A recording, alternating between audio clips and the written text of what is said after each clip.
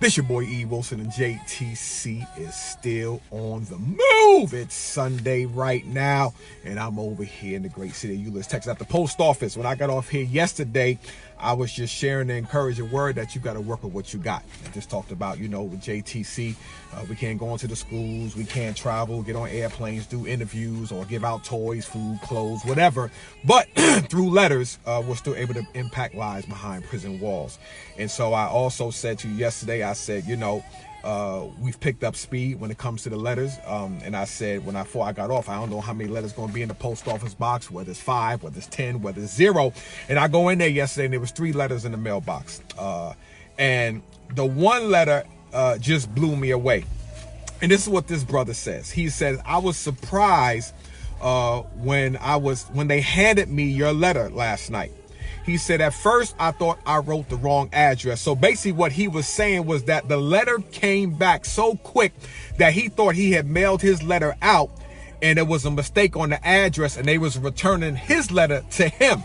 So he was shocked. He said it was a welcome surprise.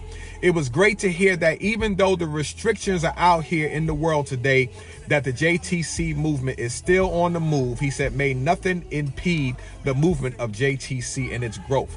Then he goes on to say, I was able to show your letter to the other kings here. Each of them agreed with what I said about television. And basically, in the last letter I wrote to this brother, I just said, listen, I had a word of encouragement to the guys because he kind of is like a leader of a group.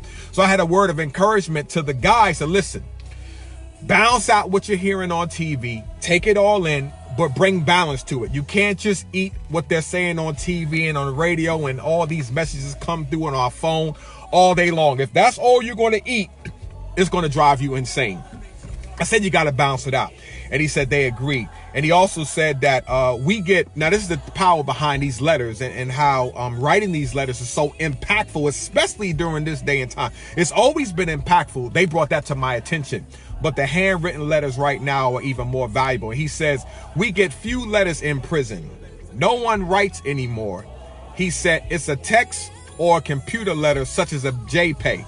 Now, a JPay, you can actually set up an account and you can type in a letter to somebody and it'll email it to them. And then the prisoner notify them. They'll come to an area where a computer's at and they can read the letter. And I told him that I was suggested to do that a few years ago.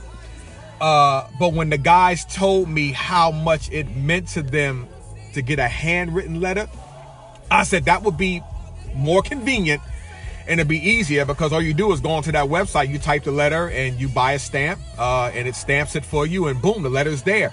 I said, but the handwritten letters, as much as it does for the guys as well as for myself, I said, nah, I'm not going to do that. Though it was tempting, more convenient, less time consuming. I said, no, I'm going to stick to the letter. So he said, I thank God that relationships can still be expressed through pen and paper. He said, what's the famous quote?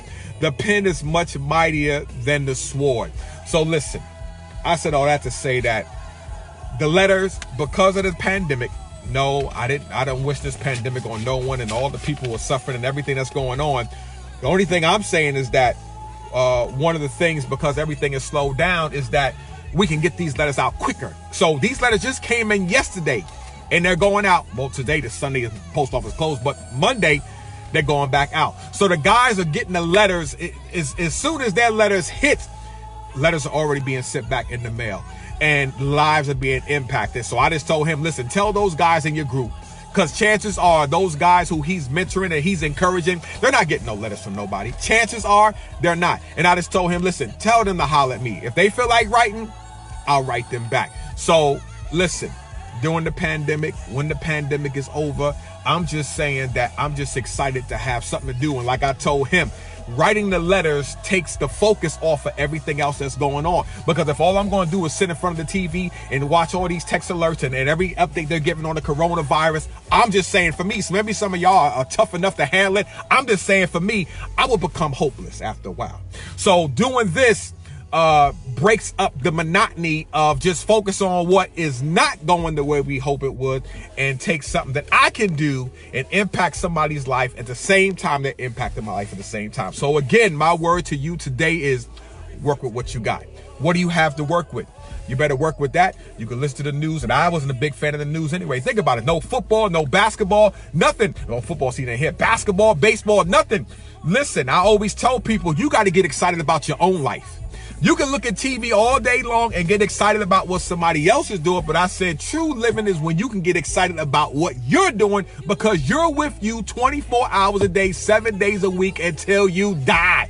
I've been saying it for years, so that's my word. Listen, get excited about your own life, and even in this pandemic, be creative and work with what you got. So this is your boy E.Wilson right here, excited more than ever. April the 5th, 2020, JTC is on the move, and as always, if you're going to have a conversation, make it a good one. I'm out.